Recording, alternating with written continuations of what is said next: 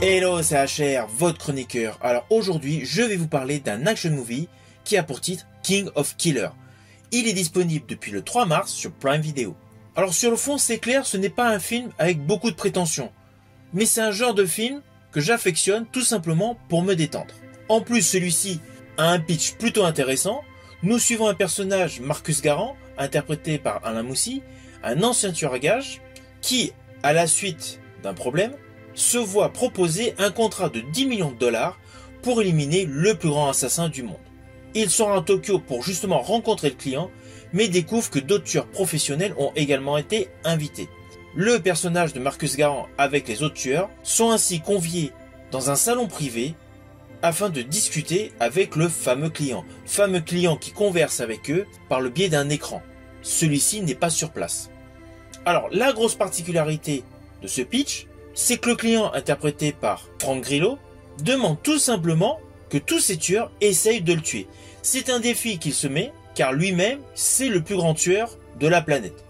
Voilà, c'est le postulat de base de ce film.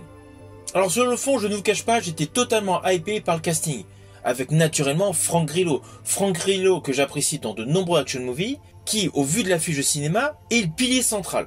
Nous retrouvons également à ce casting Stephen Dorff, que je suis depuis sa confrontation avec Wesley Snipes dans Blade, de Reddington, et Alain Moussy, que j'avais apprécié dans le remake de Kickboxer, même si je préfère l'original avec Jean-Claude Van Damme, mais ce remake, où Jean-Claude Van Damme joue également, je l'avais trouvé pas mal, ainsi que la suite d'ailleurs. D'ailleurs, pour la petite histoire, son film Kickboxer Vengeance, sorti en 2016, suivi de son film Kickboxer L'Héritage, sorti en 2018, aura prochainement une suite, qui a pour titre Kickboxer Armageddon.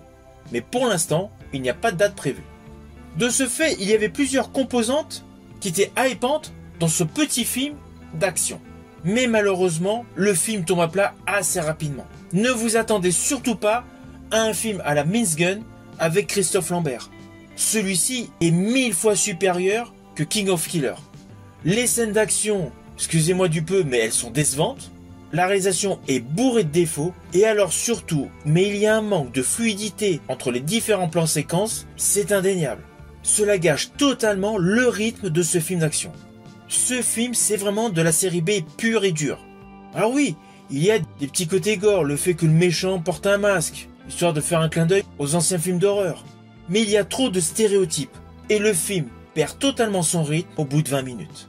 Naturellement, ce n'est pas du tout un film que je vais vous conseiller à découvrir, car ce film de Kevin Grevioux est un ratage total.